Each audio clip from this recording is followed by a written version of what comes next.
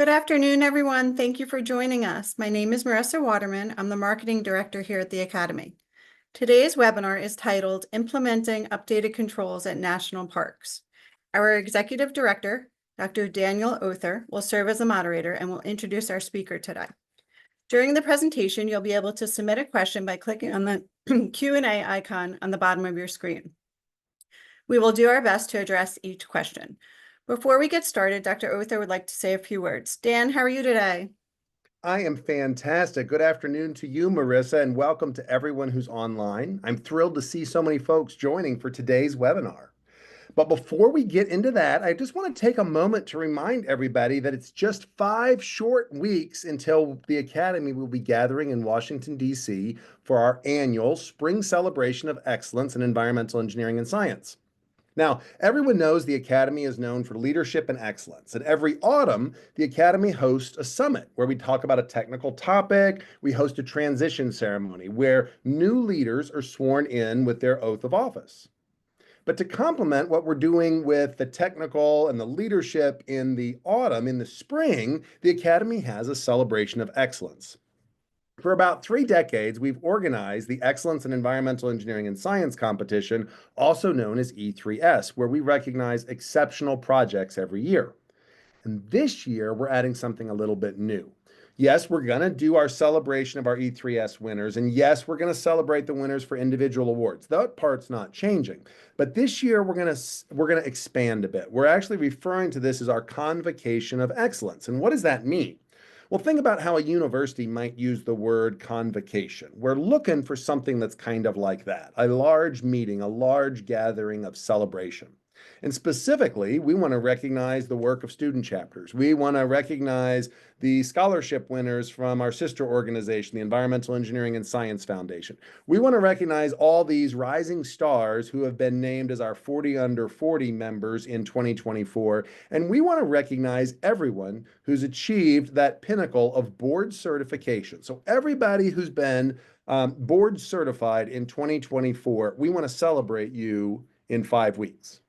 So for this year, for 2025, yes, we have a luncheon and the E3S awards ceremony. There's a technical program scheduled there, and our friends at George Washington University are hosting.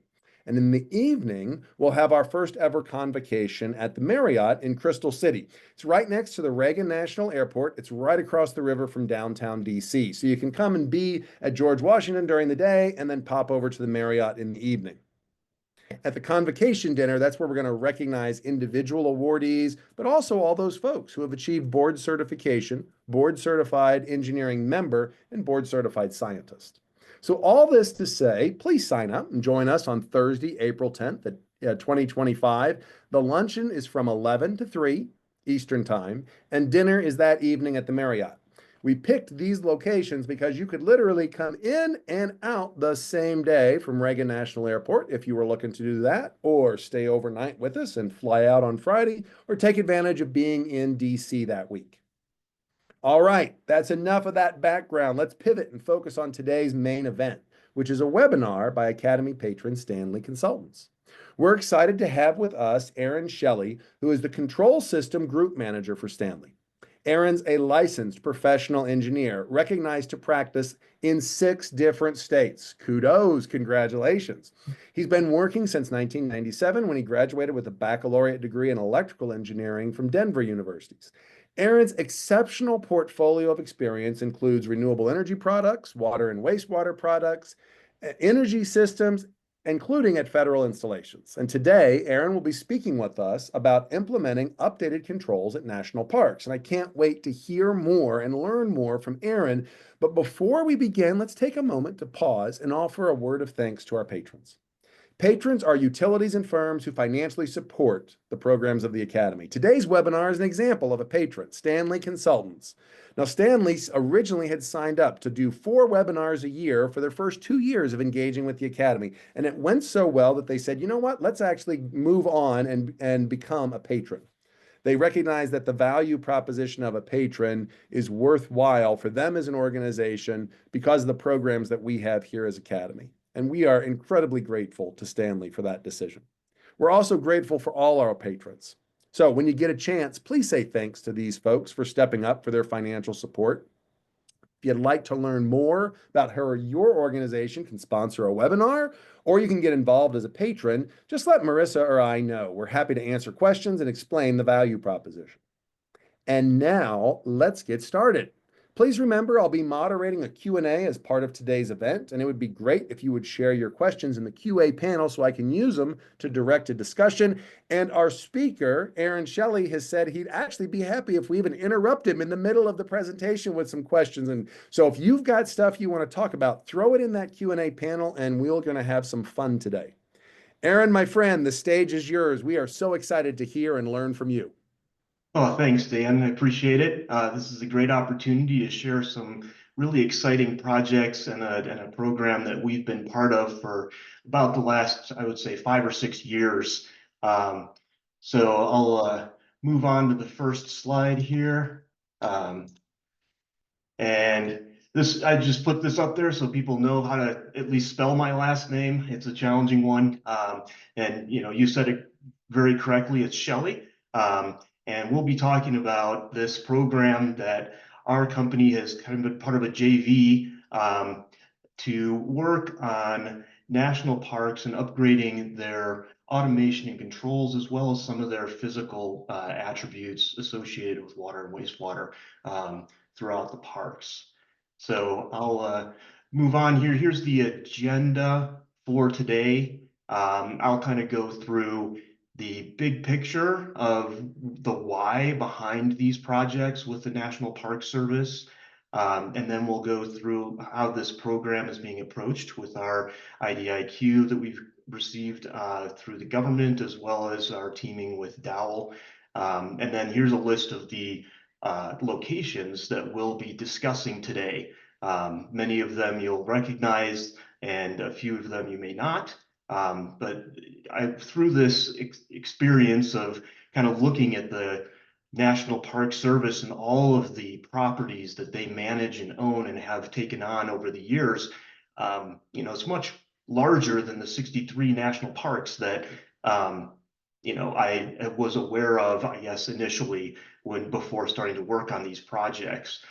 So there's quite a few opportunities throughout the country working with the National Park Service, and these locations have been, built up over time and have got some really good opportunities to make some significant strides into embracing the future of visitations and things like that for the public going forward. I kind of wanted to talk a little bit about that visitation topic. Here's kind of a breakdown of the number of visitations and the different types of facilities that the National Park Service manages throughout the country. As you can see, it's more than just national parks. We've got the recreation areas, national historic sites, memorials, monuments, all of these things that are out there and being managed by the National Park Service, and they were taken on and recognized or dedicated at different generations throughout the last 100 years or so.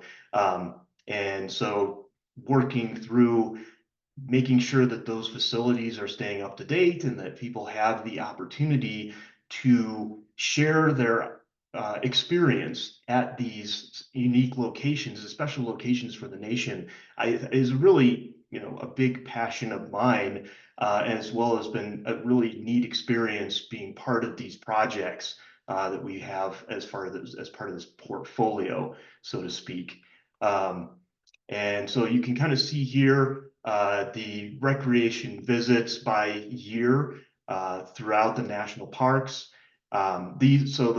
This visitation means per vehicle. This is not numbers of people. So you can have up to whatever 7 or 8 people in a car if somebody's using a Ford Excursion or something like that, versus a small passenger vehicle. But at least a minimum of 2 people would likely be in a car, or an average of 4 or something like that. So you can multiply these numbers probably 3 or 4 times, and that would give you the number of people that are visiting these parks. And you'll see there was obviously kind of a downswing during the pandemic, but things have rebounded really quickly here over the last couple of years, and the prediction is that these numbers are not going to be going down as we go forward. People have realized the benefits of being outside and exploring these national parks and really these gems throughout the nation that the National Park Service manages. So just getting to the 5 locations that we're looking at, you can kind of see the similar type of format and trend as far as going through the years and number of visits. So this is very specific to the areas that we've been working in over the last 5 years or so. We are, working through the water systems as well in these parks. Many of the systems that were installed originally have been kind of kept running by the Park Service rangers, and mostly it's been, fix it as it fails kind of systems instead of having a big picture approach to how it all comes together and having an overall view of the communications as well as the physical infrastructure of the water systems throughout these parks. So now we're getting an opportunity to look at them from the top down and really put in a unified vision on how the water is going to be managed and then be prepared for future growth as far as visitations are concerned. The program structure that we built and have in place right now is that we have a JV, a joint venture partnership with Dowell, and they are mostly responsible for the physical side of things, the piping installs or replacements throughout the parks, some of the permitting that's associated with the parks. And we'll talk a little bit more about that as we go forward through the different parks and the specific challenges that we had in those parks.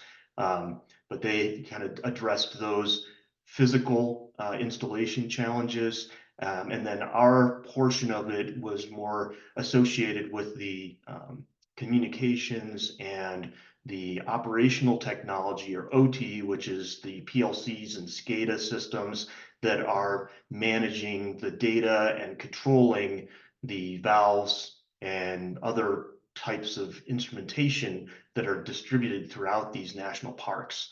And so a few topics that are kind of big picture and themes that came out of these projects is that, each individual park is so unique in the way that they are managed and the challenges that they deal with. We're going to be talking about the Everglades, which is, rising water tables and heat and humidity and all the unique natural challenges that you deal with as far as animals and plants that are out there.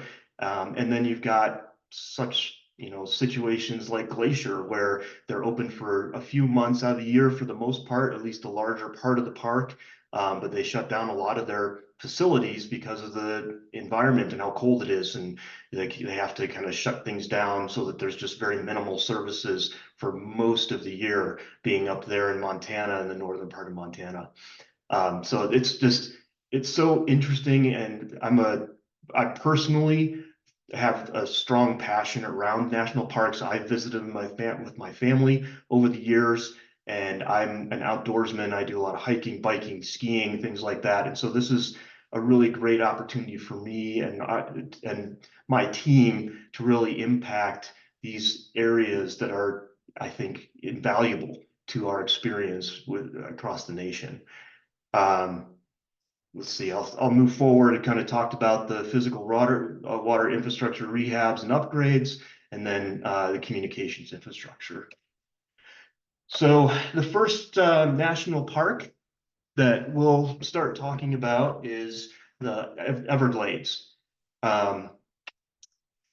Southern Florida, I think many of you are familiar with where the Everglades are. It's a very large national park. Visitation is around 1 million. So again, that's 1 million cars, many more people that are going through that on an annual basis. Subtropical wilderness. So, I think the first thing that comes to mind for a lot of people are snakes and crocs and alligators and such. But there's so many unique and endangered species that exist in that area, from snakes and birds and manatee, things like that, where, it's very important that we keep these areas available for these species to exist and continue to proliferate. There's a dry season and wet season, so those things were taken into consideration around how we were managing the water supplies, things like that, and how we were going to be designing that system going forward, and where we needed to be putting in instrumentation so that we could understand how the water is flowing throughout the season with this particular national park. We'll move forward to a couple of the project opportunities that we had with this particular national park. We were upgrading, and the project is still going. We kind of did the initial first phase of putting the plan together and some of the design documents. But we have, upgrading wells and water treatment facilities, putting in new like wastewater plants. We're in the Flamingo area of the Everglades National Park. Some of the challenges, like we talked about, increased traffic impacting these facilities. Initially, the Everglades was, dedicated in like 1946, somewhere in that range. And so over the years, as technology has been, invented and or embraced by the water management systems, they've kind of installed these things kind of as needed instead of having a big picture. And so we were brought in to evaluate what their existing communication structure was associated with their radio systems, communicating data throughout the park, where it existed, where it didn't, and then what was the value add to including new technology such as satellite or cellular connections. And so we evaluated many sites throughout the Everglades, and really put together a unified concept around where it made sense to impart cellular or satellite technologies, so that important data could be managed more effectively, and the limited ranger resources could maximize their decision making and capability to manage the park by putting information at their fingertips. So it's been a very interesting journey. The Everglades was our first project working on the national parks, at least in recent years. And so we had great opportunity for our folks to get down there and be in person, to walk down these systems throughout the parks, which I think is a great experience for engineers, because a lot of times, people think that there's our experience is sitting behind computers, and the more remote world that we're in, everything is like we're doing right now with a video interface. But it was required for us to get out in the field and really walk down these facilities, because the documentation just isn't there with these national parks. They haven't had the opportunity to really document when they've had to fix things throughout the years. And so we needed to get boots on the ground and work with our partners locally to document what was out there existing originally, and then how we can improve things going forward. Kind of a side topic around that, going out in the field, especially for the Everglades, they shared with us a safety document that covered a lot of the dangerous plants that are in the area, but with like poison ivy, things like that, that are things that you need to look out for, as well as poisonous snakes and crocodiles and alligators, and other things that we had to have somewhat of a safety plan around, and at least awareness that we were going to be running into those type of challenges when we were out in the field. But it was a great learning opportunity for a lot of our members to be able to go into this national park and provide, a great plan going forward on how people will be able to manage the park through the operational technology side of things or the OT side, and then provide those pieces of information to the management structure of the rangers and park folks to be able to make decisions and manage the park effectively with their resources. So I guess in between each one of these parks, I'll give a little bit of a pause if there are any questions or, comments that come up or clarifications, feel free to jump in. Well, we've got one in here that I'll come back to in a little bit, but one I did want to hitch on this one since we're talking about this one in Florida, right? So how about the role of resilience, right? We think about more and more intense hurricanes coming and washing on this. How did resilience factor into looking at particularly, I imagine all your work, but particularly this park? Did the idea of resilience and how the communication system would work fit in here at all? Absolutely, and that's a great question, Dan. We actually have a portion of our company that deals directly with resilience. They're called Resilient Analytics, was the company that we purchased, and they look at the overall weather impacts in specific areas, as well as the trends and how they're moving forward and what you need to be doing to prepare for those extreme weather events. And so we put together a report for each one of these national parks projects to then be able to explain or at least give some sort of prediction on what that's going to do to their infrastructure within the park. It's really the roads as well as all of the other infrastructure and what is the water table going to do over time. That's very important here in the Everglades because you are so close to the water table there. And so that's a really important thing to be taking into consideration throughout the design process. Awesome. Thanks, Aaron. Appreciate it. Absolutely. Thank you. All right, we'll move on to the Canyonlands National Park. As you can tell by this picture, it's a significantly different environment that we were navigating and working in. So I kind of like to brag a little bit about this opportunity, just because I am the manager and was the manager of the control systems team at the time that we were taking on this job. And I brought on an intern and he had the opportunity to go out and walk down all of these facilities in the Canyonlands National Park. And I think that was such a great experience for somebody getting into the engineering world to be able to go into a place where, you don't see where the technology is impacting the experience of the park. But then when he got into seeing where the technology exists and where it's being implemented in the park to make a difference, I think that really, showed that individual that there's a great place for imparting technology, but not impacting the experience, which I think is a great, kind of theme that we as a company try to impart when we're doing the design work for these parks, is that we needed to really balance the visual impact of technology versus the advantages that it provided.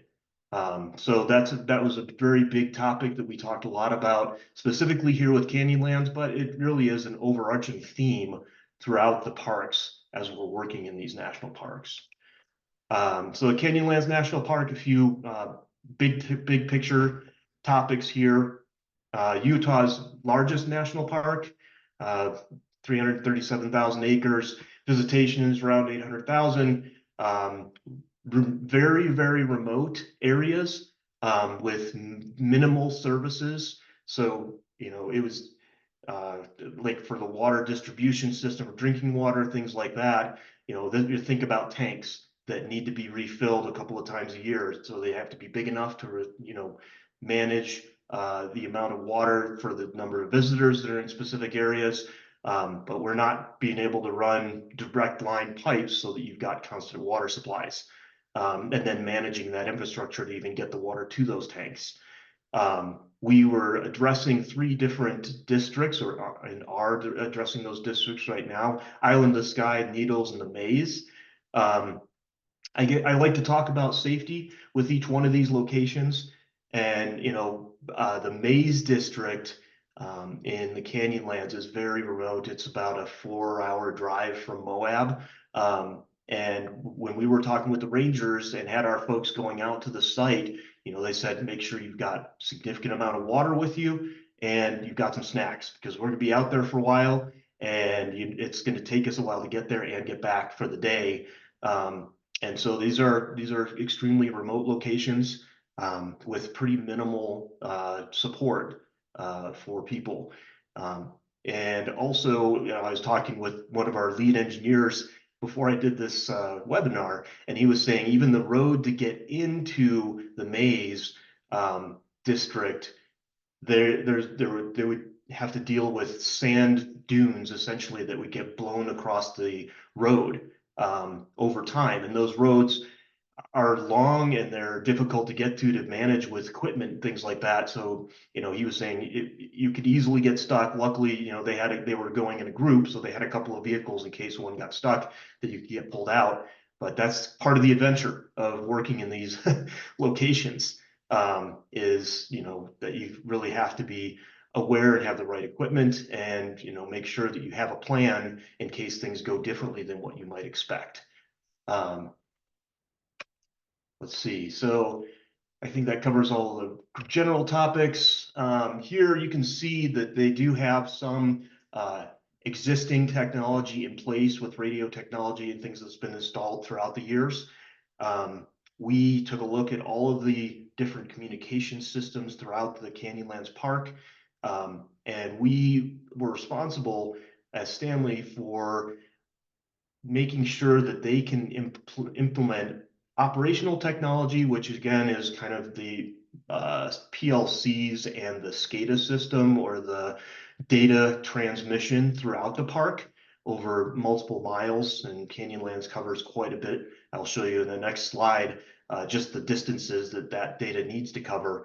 And then internet was also part of our scope on this project, because there are rangers that live in the more remote locations throughout the year. They don't just drive out there for their job, but it's so remote that they need to live in that area, and so they need to have the access to today's technology to be able to get their internet orders in or whatever and access the internet. But that's separate and needs to be kept separate from the operational side, with all the operations and levels that you need to evaluate with tanks, as well as potentially automated valves and things like that throughout the park. So this was a little bit of a unique experience in that way, where we were keeping 2 different data streams basically alive for the park, and putting that into our design. We took a look at their existing radio systems and what that looks like to upgrade that radio system. One of the bigger challenges with deciding what data stream technology you're going to use is how are you going to fund it. There's a difference between satellite technology versus cell phone. Is there cell phone coverage in that area? And then you default to radio. Radio is a much more expensive upfront cost because of the infrastructure and the towers. But then there's not much of a maintenance cost associated with that, aside from maintaining the towers, because it's a constant data stream it's live all the time, and you don't have to pay for the service. When you get to cell and satellite services, there is a monthly fee, as we're all aware of, using those type of technologies. And so that has to be a different type of funding stream, or at least concept, when you're putting in communication systems. And then I'll kind of share on this next slide. This is a map of some of the points where there are centralized locations for communications modules. And we performed radio analysis And as you kind of recognize probably on that first picture that I showed of the Canyonlands, the geography is so varied throughout the park that radio has a big challenge getting point to point. There are, plateaus and mesas in the way, and then big canyons that you're trying to get across.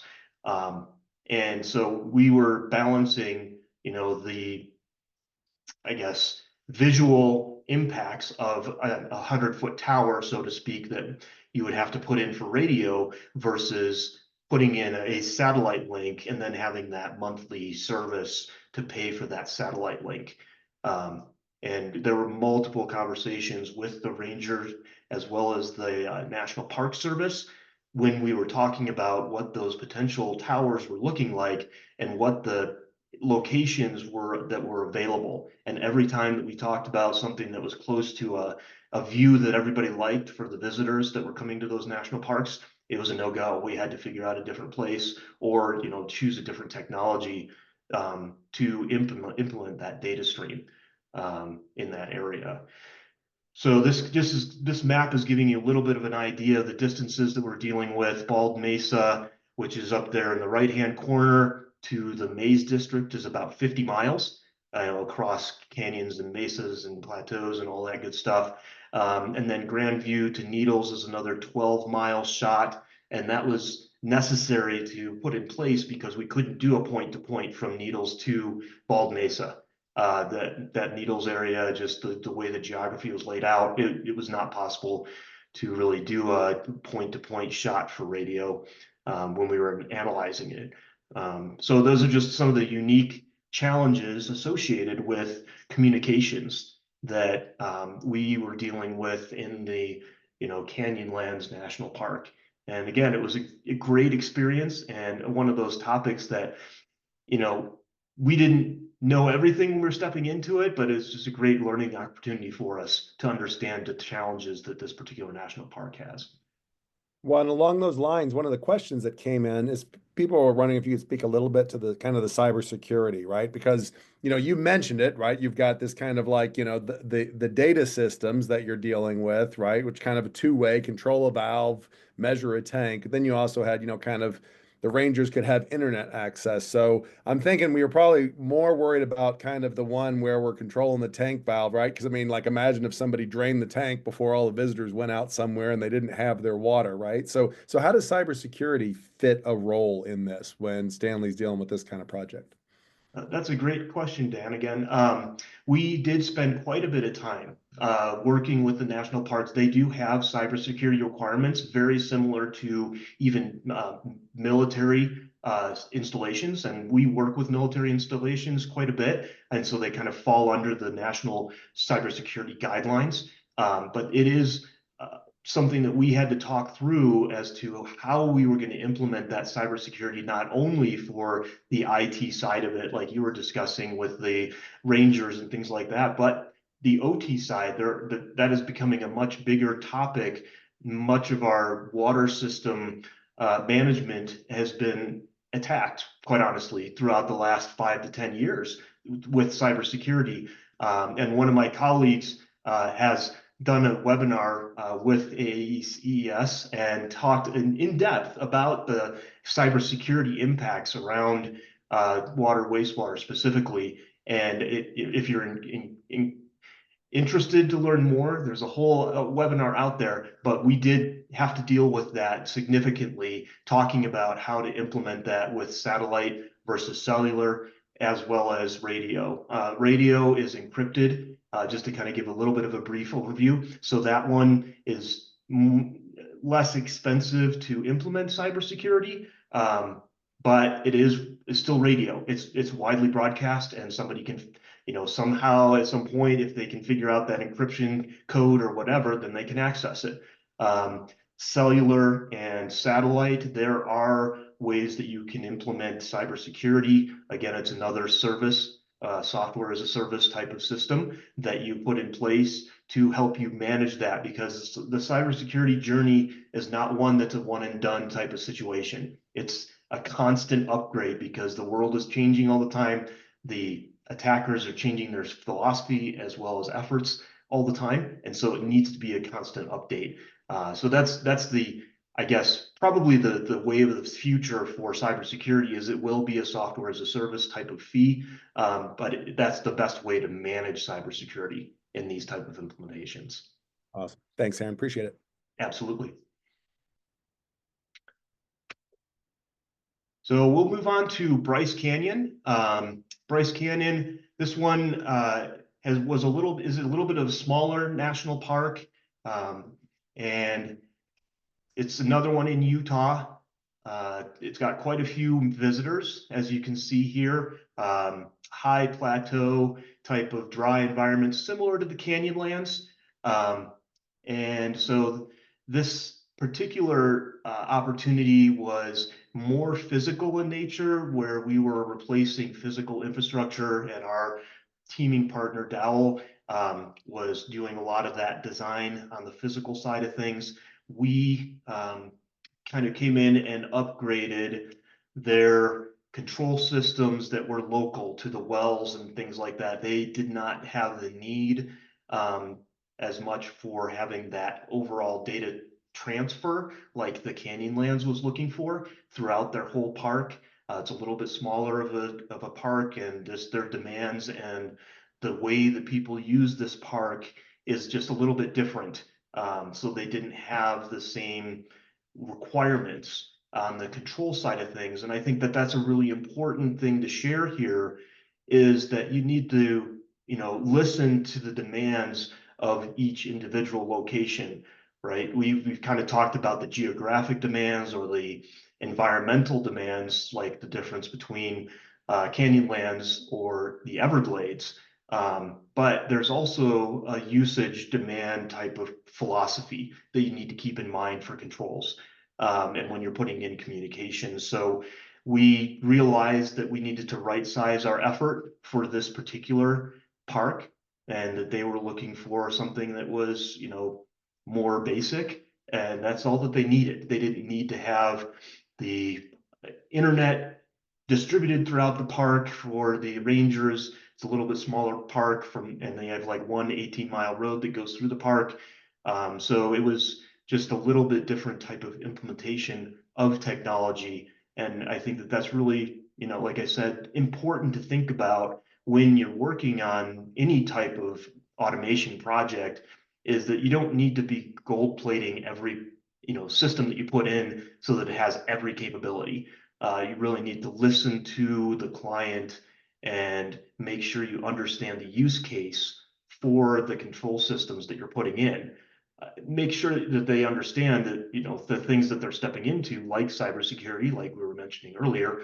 But, if you don't need to have all of that complexity, then don't put it in the design. It's not necessary, and it will save money so that they can put that money into other buckets and upgrade other systems, like the physical systems that really needed attention in Bryce Canyon.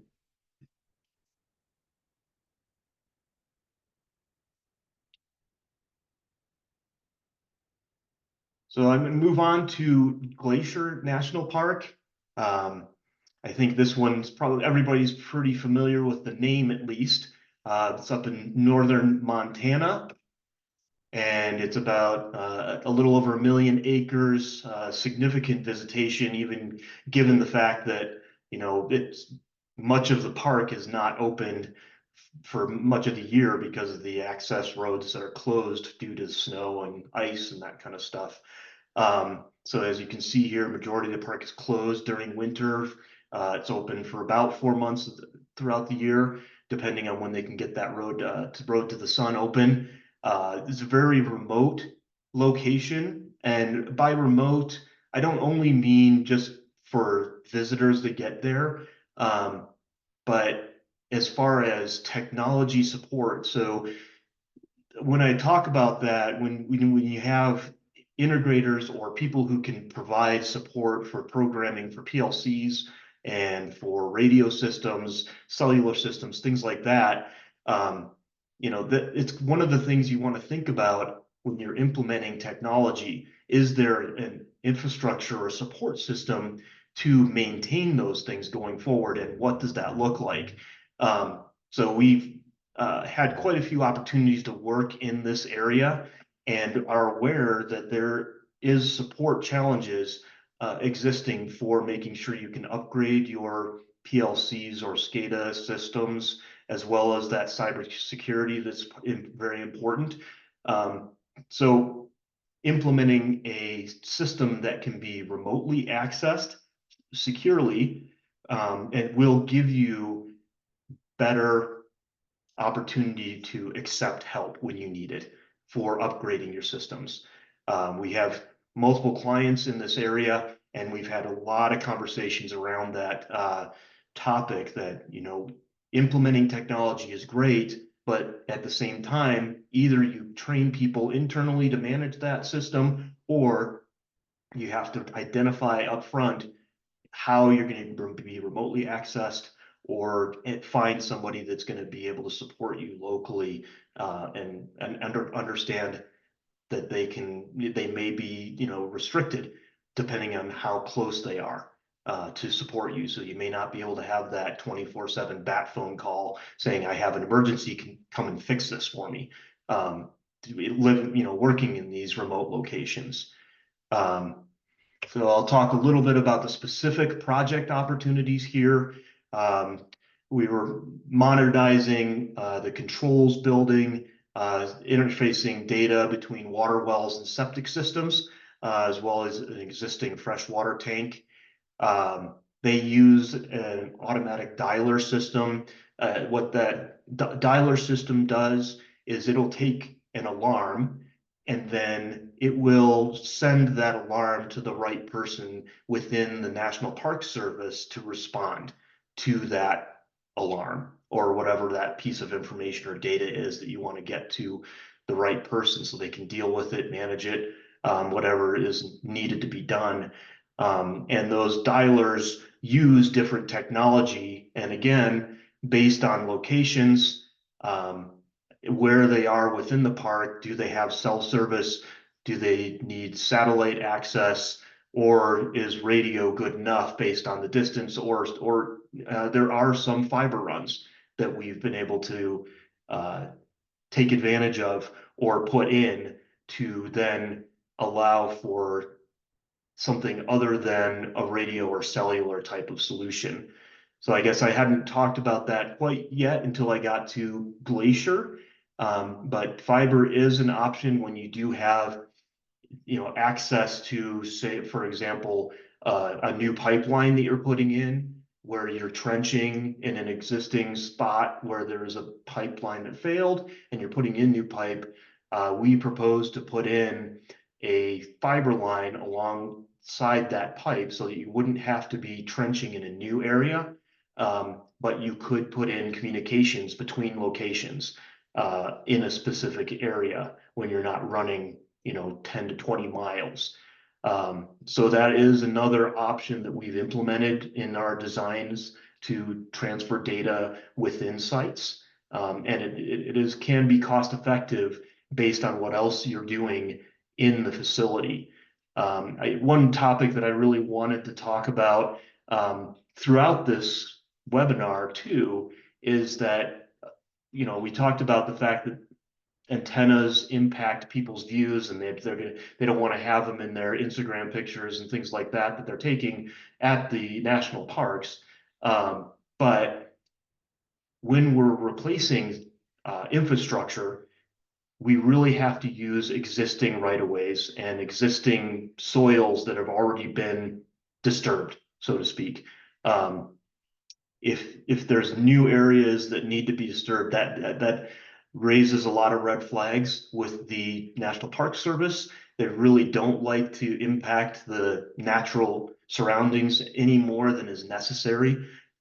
So, unless it's required that we have to run a pipe in a new direction and have to trench through ground that hasn't been touched, in a long time, then, we try to avoid it as much as possible. And like this solution with putting in the fiber, we had that opportunity because we were already trenching in that area and basically retrenching to replace a pipe. And then we could utilize that same route to put in advanced communications with better data flow, things like that than a radio system would have. So that's, yeah, I think, really important and kind of unique opportunity, that you have to think about in these national parks. That's not necessarily always thought about in a standard installation. A lot of times with other clients that I've worked with, they don't have as big of a concern, disturbing the ground because you're in a, urban area where it's already been disturbed, and it's just making sure that that's accessible ground and not, because it's a pretty picture. And really important to keeping it as natural as possible in these areas. So I think that covers most of what I had to talk about with Glacier as an opportunity. I pause real quick. I don't know if there's any other questions out there that kind of popped up as we were talking through those Yeah, last. there one that I had in there, and I just wanted to ask it because it kind of comes up relative to each of these, right? And this one, when you started to say like, hey, this is only accessible like, for 4 months and only if the road works and all this stuff.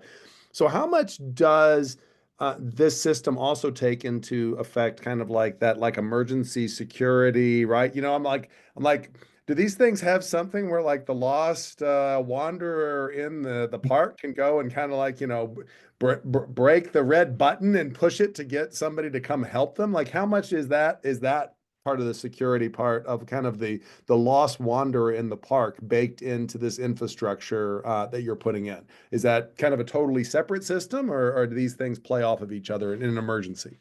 So that's a great question, and it depends on the park. I saw some things associated with the Everglades where there were emergency phones that you could have access to in case there was an issue that you had been attacked by an alligator or whatever, and then you could get out, and they had numbers that you could call to reach the appropriate assistance in that area. I haven't seen that, so to speak, with the Glacier. So I think that there's just a difference in advancement, so to speak, and how that is available to the potential wanderer, as you describe.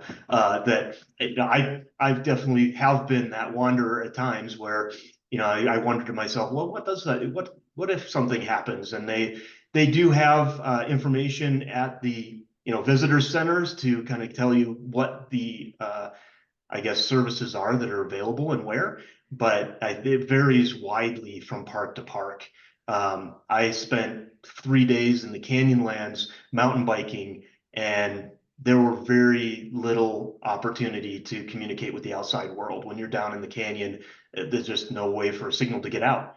And there weren't, wired phones that you could just pick up and call along the way. So you're taking a risk when you're going out into those national parks, and that's pardon the pun, the nature of doing those kind of adventures, right? And part of the fun in my mind.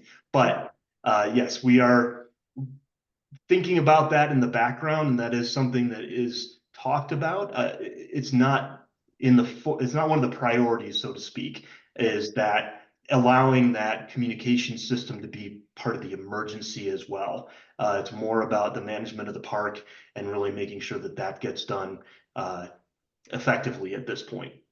Awesome. Thank you. Absolutely. So we'll move on here to Kirakanti.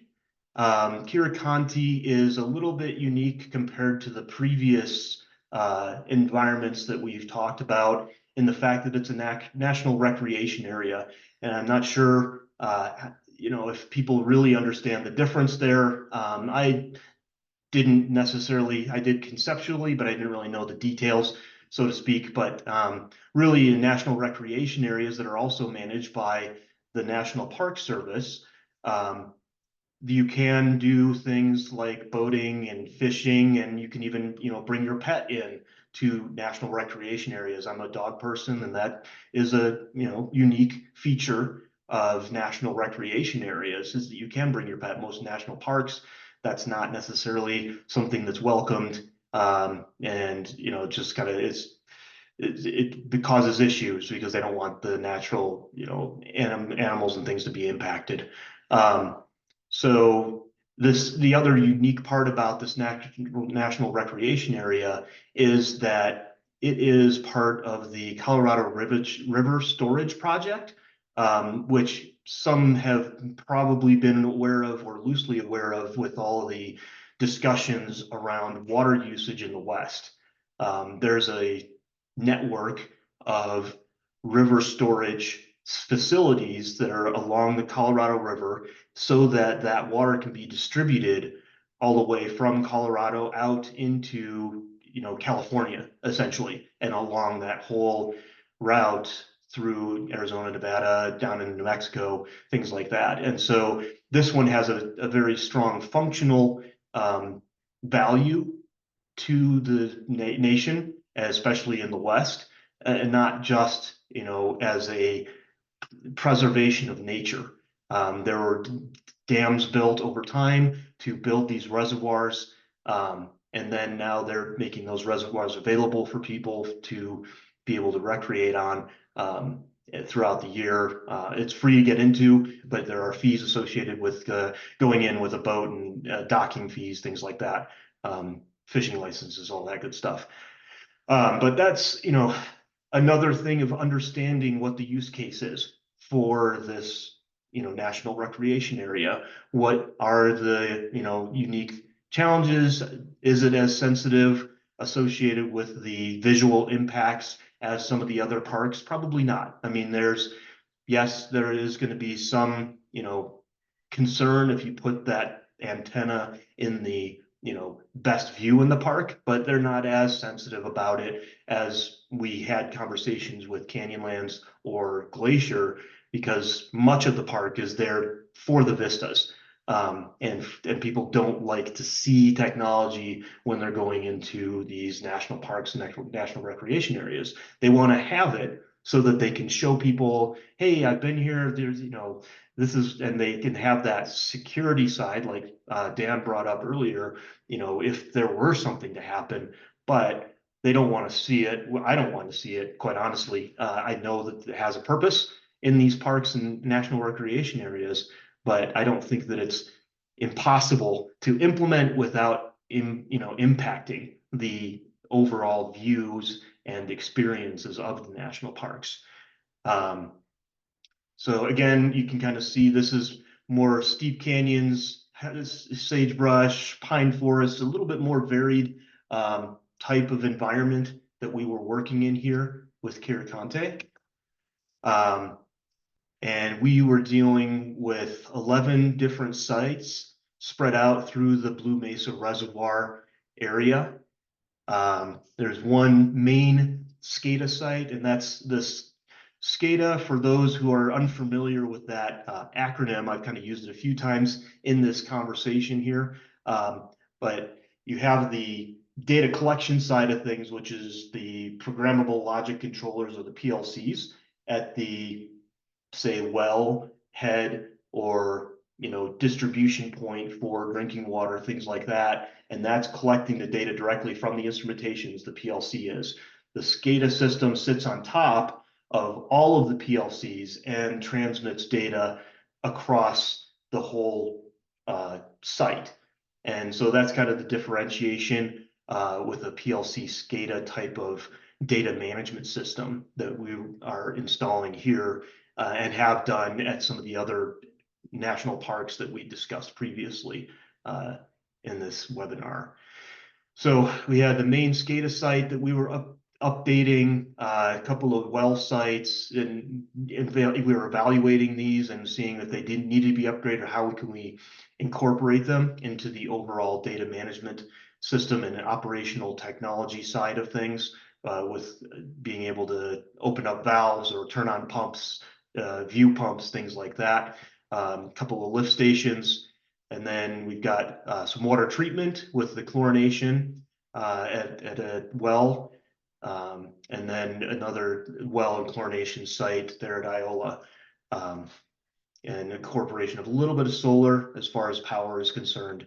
I hadn't really highlighted it too much up to this point, but we did also evaluate the power requirements in many of these national parks and recreation areas that we've been working in. That is another thing that you need to keep in mind when implementing technology, is that especially with, say, a national park like Canyonlands, where it's very remote, do you have the generator capacity to be able to provide power in that area, or are you going to be putting in solar?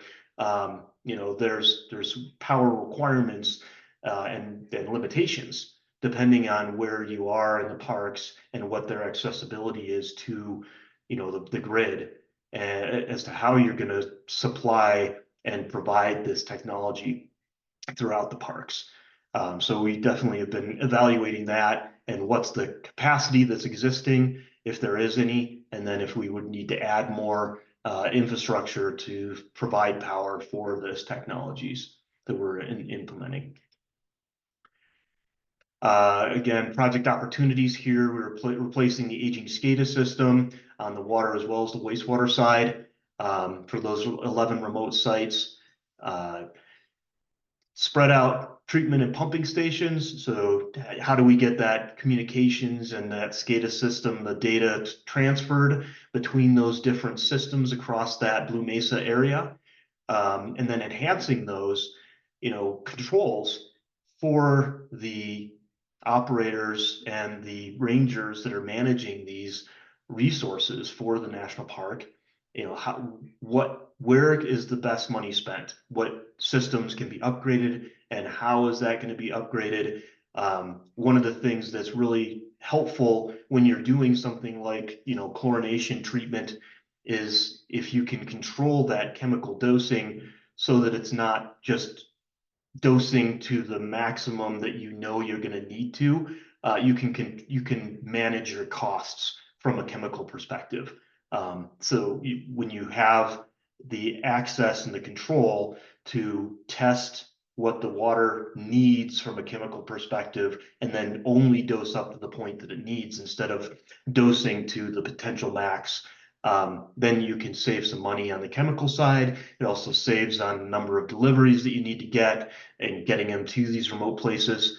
Again, there's an infrastructure associated with that side of things when you're doing water treatment for drinking water in these areas. And with a recreation area, people expect there to be more, I guess, resources for them to visit the site and have those drinking water stations available, potential, bathrooms and things like that. It just has a little bit different twist on how people are using that national resource.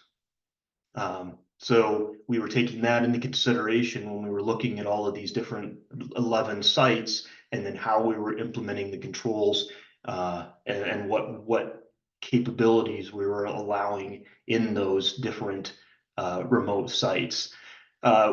Again, we had kind of a unique safety situation that we were dealing with here at Quiricante. They had an enclosed or a confined space that was below ground for one of their vaults, that they had initially installed a control panel in the vault. So our lead engineer had to go through confined space training to even go in and evaluate that control panel and understand what the existing situation was, and then where we could do some improvements. And one of the requests that came through on that project was, hey, is there a way that we can move that control panel out of the vault and relocate it and still have the control that we need in that vault, so that we don't have to go down into a confined space every day, because they were accessing this control panel pretty much every day. And just the initial design did not take that thought process into consideration. And it was creating a lot of challenges just managing and getting the information from that control panel. So we implemented some additional ventilation in the vault so that it was not as restrictive from a confined space system requirement, and for individuals to get down in there. And we implemented a relocation of that control panel from the confined space out so that people would not have to be getting in there as regularly and keep that, remove that safety or mitigate that safety issue for the National Park Service. So it's one of the things that we do like to keep in mind throughout all of our design efforts is, are there safety improvements that are recognized by those that operate these facilities? We work very closely with the rangers and the maintenance crews that work at these facilities. They are often stretched for resources, and so they know where their pain points are. And we don't, that's our easiest way to make a difference and really respond to the client's needs, is be able to listen to those who are really managing these facilities on a day in, day out basis. We don't claim to come in and know everything about it. And so we come in with our listening, our ears on, instead of just telling them what we think they need. And that really, has been important through all of these projects. As we've discussed, they have unique environmental challenges, as well as technology challenges and, environmental challenges too. So, it's just the people that are there are the best resource for understanding the uniquenesses of each one of these sites, and then how we can address their biggest and most prioritized pain points throughout this process. So that kind of concludes the specific project, topics that I wanted to cover here. And I don't know if there's any other questions there, Dan, that you have popped up throughout We've those. got them. We've got them. If you're done with your slides, we'll pull them down and we'll get a little conversation going on here. That'll be fantastic. I really appreciate it, Aaron. Sure. People may throw some more in, so feel free to throw some in there if you want, but I've got some together. I'll kind of go through and tell you what we'll talk about, and then we can kind of come back and hit them if that works. Does that sound good to Great. you? Yeah, that sounds great. Let me put on these slides here. Yeah, then kind of people see our smiling, happy faces. Like I was joking with you at the beginning, it's a lot of work when you're just kind of like delivering the webinar to little black squares across the screen. So you did a Yeah, great job. Thank you. We really appreciate it. So, absolutely. all right. So things for us to kind of talk a little bit about. And we'll kind of go through these. Don't feel like we have to, hit every, and this is just to kind of like lay out the menu, and then we'll kind of come back with that. All right. So let's think some of this through. So one question that's obviously on all of our minds, all right, there's things going on, changes with federal, the employees, the parks, all this kind of stuff. I don't want to put you in too much of a hot box, but any thoughts that you might have, or anything that you've heard from folks, or how that's factoring in, and it might just be like, hey, we haven't even seen it yet. So don't feel like that you're putting yourself under any microscope to have to answer. But of course, people would be curious, kind of, your take on that one. One question we've got is, how were these particular 5 parks selected, right? Like, does Stanley have a portfolio of more and these were the ones you presented on, or is these the ones that the project with Dow specifically focused on? If so, why these 5 versus, the other 57 out there, or however many you mentioned? Given the reality of funding constraints, right? And we're not just talking like kind of what's going on the last few months. We're just talking about in general, national parks, it's a constrained funding system. All federal funding is constrained, right? But given those funding constraints, to what extent was there a choice of technology? We talked about security. We've talked about, being able to remotely upgrade or something. But how about the idea of maintenance or minimum maintenance requirements, right? So let's hear a little bit about how maintenance fit in there, and how did that balance with cost, right? Because I mean, you might get great maintenance, but then you might have a lot of upfront costs. So we'll talk on that one a little bit. It sounded like you were talking that some areas for electrical engineers, right? So like internet access, communication for park staff, right? Kind of, not, like everybody needs to watch their Netflix, even though they're in the middle of a national park. Okay, so we got that part, right? But then there's the secure communication, because they're government employees. That goes all the way through to the controls of the infrastructure, the OT type stuff. Then you mentioned power and applications of power. Those seem like those were kind of the 3 things you touched on. Just wanted to kind of confirm that, because we did have one question that was kind of like, hey, with national parks, aren't they mostly kind of like read only for remote, and then like local PLCs for managing operations? So how does that fit into the cybersecurity? So there's somebody that had kind of a little bit more of a specific comment. I'd be just curious to get your views on that. And then Sure. kind of a little bit more broadly, right? So we step back. Electrical engineers, environmental science. Our academy is all about folks that are, board certified and professional engineer. You're in 6 states. Awesome. So how do we work across disciplines, all being licensed professionals or taking our job very serious professionals? If you can speak to that, the importance of professional a little bit, that would be awesome. And then, of course, we'd love, and we've got some questions that are coming in. But one of the things that we are looking at is this whole idea of how do we talk to students, right? Specifically, if they're trying to get into this space, right? Supporting national parks or similar, and you've talked about some of the professional skills that would be useful. So, maybe we'll get into talking a little bit about that. Yeah, so that's kind of the stuff that we'll Okay. go through. I Great. did throw a couple of links in the chat for folks. I threw that link to the Stanley webinar from a few months ago that was Thank on you. cybersecurity, through the link to get registered for our upcoming event that's coming up. So let's start at that high level, right? So impacts of what's going on at the federal government level. You might just want to say mum's the word, or maybe you've got some views, but the floor is yours if you'd like to say anything. So Fair enough. No, I appreciate that. And it's not only a personal concern because you've heard my passion around these particular locations. Yes, there are concerns. There have been, rumblings throughout as to the uncertainty of how these projects are going to be moving forward. The realistic story behind it is that eventually these will have to be done, and they will get done as the funding is discovered and found. There will be. It's really important, for people to be able to say, look, these places are important. I want to finance it and fund it from my donations. If people are going to these parks, hey, look, this is your opportunities to really use your voice and your dollars behind your voice to say this is important to me, and that's how they can help, fund these type of projects. But yes, there are challenges from the federal side right now, across all things, not even national parks, that everything is in question. And so it is creating, somewhat an uncertain future as to when these things timing wise are going to be funded. Who knows, where that is going to land. But in general, it's important and it's something that needs to be addressed. And we can,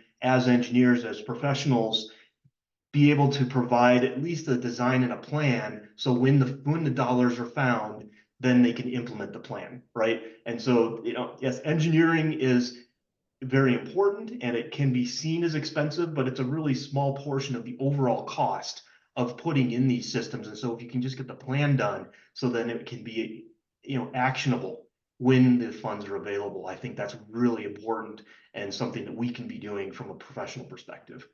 awesome.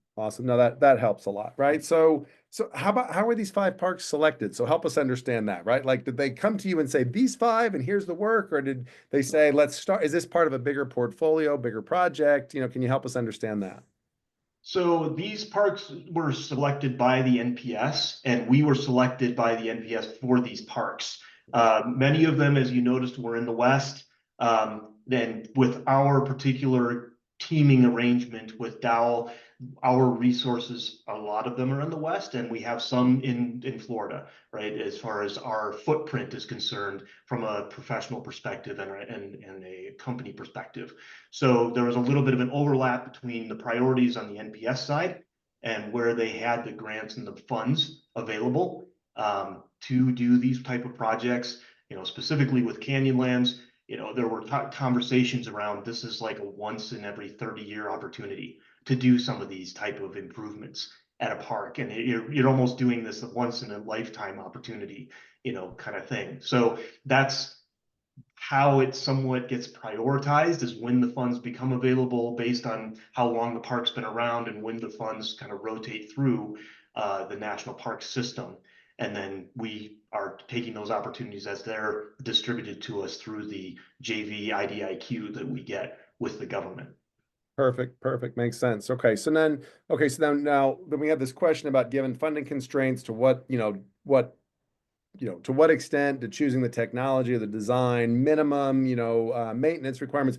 One of your colleagues already hopped in and gave some feedback on that. I didn't know if you saw Zach Carter has come in with a few comments. He actually raised his hand. He was willing to even speak. I can certainly bring him in. He said, as a member of Aaron's design team at Stanley, I can say absolutely yes. We did have an overarching design guidelines to create control system solutions that are reasonably lean and require minimum maintenance. Yes. Some aspects include efforts to standardize equipment and instruments at numerous sites with a given park for water and wastewater treatment applications, where we needed to use online water quality analyzers like pH, chlorine. The instrumentation technologies are favored that did not require frequent calibration, maintenance, buffer chemical solutions, et cetera. I can bring Zach in if you need. If you got it, we're good. You're all's call.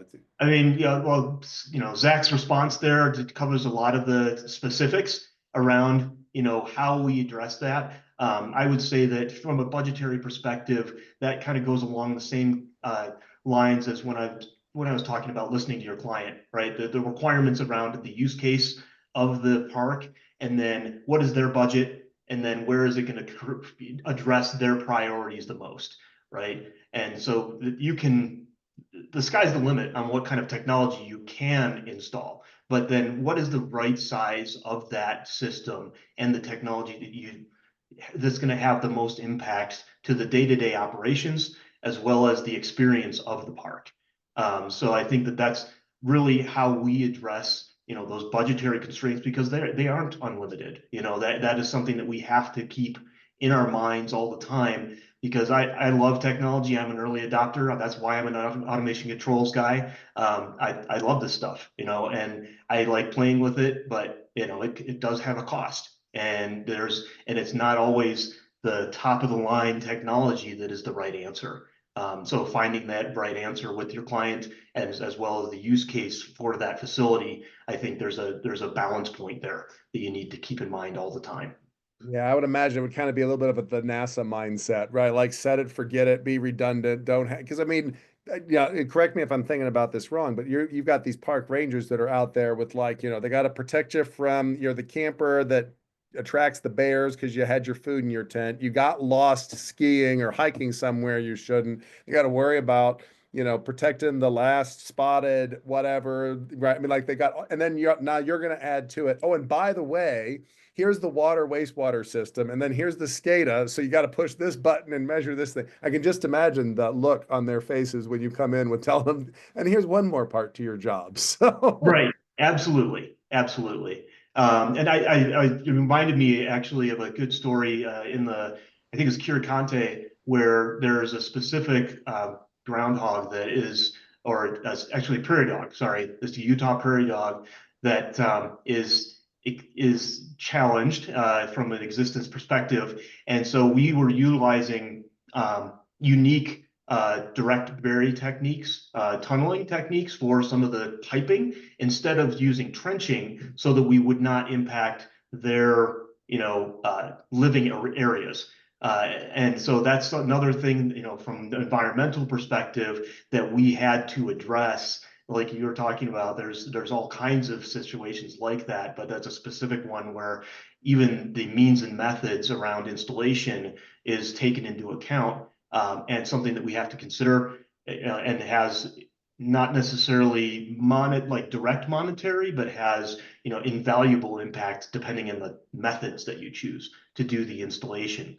So that's another, I guess, goes to your future question around our professional responsibility, right? But well, that's the next one, our, right? So how do yeah, how do we work in this space, right? Because we, protect health, safety, and welfare of the public right there, but that includes environment, and that includes for future generations. And we put all that, and we got a client, and we've got our public, and we've got our license. So, we're coming at this from the academy as licensed professional, board certified folks. You're obviously coming at this, somebody who's licensed in 6 states. You're clearly somebody who takes the, professional engineering license serious. So help us understand from that professional standpoint how we address these challenging issues, right? Without unlimited resource of spending whatever money you want. So right. And so I think that, from a professional perspective, that continuing education and understanding, what is out there, what is the capabilities of technology.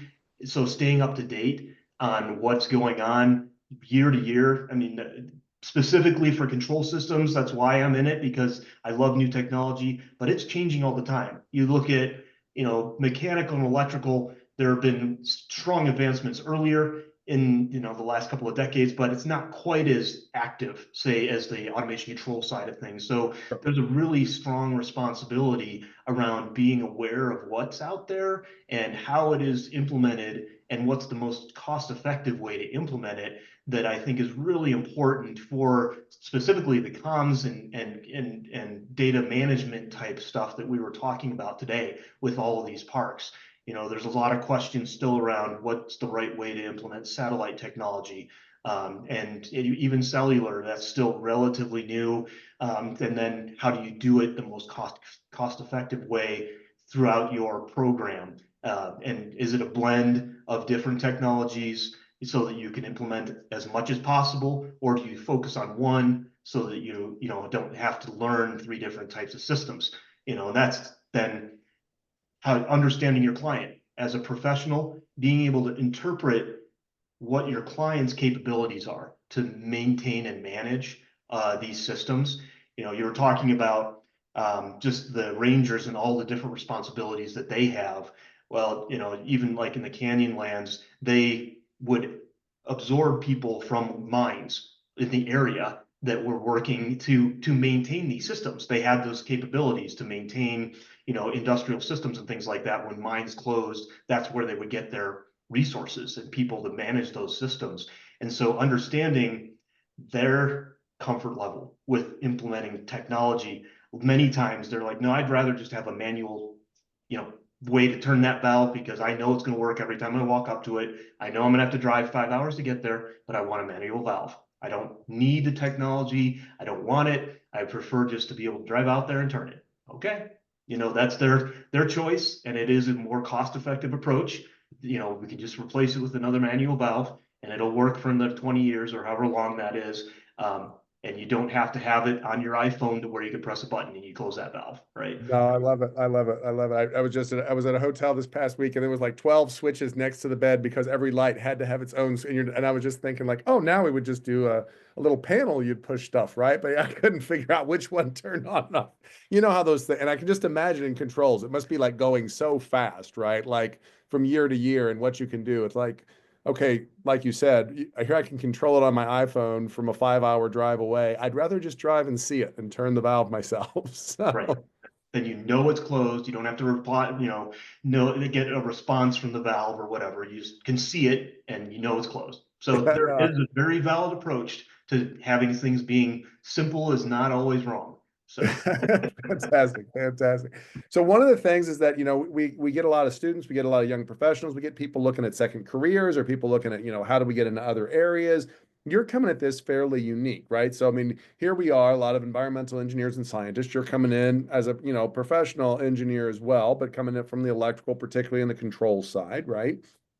Not weird that these different groups work together, but it's interesting, give some of our folks some advice. How do we get into space that we're more, collaborating over with the controls folks, but also the space where we're like working with the national park system and, give a shout out to the students so they understand some of these professional skills that you were talking about, that how does an engineer work with all these people, particularly in, it's got to be in these remote environments. It's got to also have some interesting personalities. Like you said, I'd rather drive my truck for 5 hours because I know it works, right? So yes. So I would say, as far as getting into doing work like this, there are, I think, many consultant engineering firms that this is one of their goals, is to be supportive of the national park system. You have to be somewhat tolerant of working within a government system. Those of us that have worked in military jobs or federal systems, there are a lot of unique challenges associated with those type of contracts. But being able to be part of that system that is delivering projects and an approved contractor in the government and federal realm is very helpful to having access to working in these systems. There are a lot of environmental interpretations that need to be done as well. We have a strong environmental team within Stanley that supports our projects on military bases and throughout all of the contracts that we do, And water, wastewater is another one that has a lot of environmental challenges with it right now. There's PFAS, PFOA type stuff. That's a whole nother topic that we can discuss. And how does that get managed throughout the parks and military facilities? And so focusing in those type of areas, water, wastewater management is only going to get more important as we go forward, specifically as we've talked about in the West. The water is becoming more valuable. People are understanding the value of that, and there's a lot more money flowing in that direction. So if you can focus on how to manage that resource more effectively and efficiently, I think there's going to be a job for you for the next 20, 25 years and going into the future.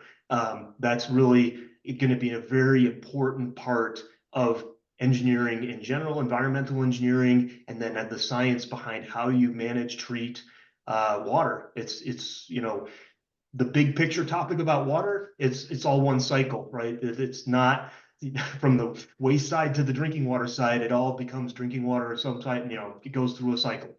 And how we manage that and really do it resourcefully, efficiently, effectively is only going to be more important as we grow as a society and have more demands on that natural cycle.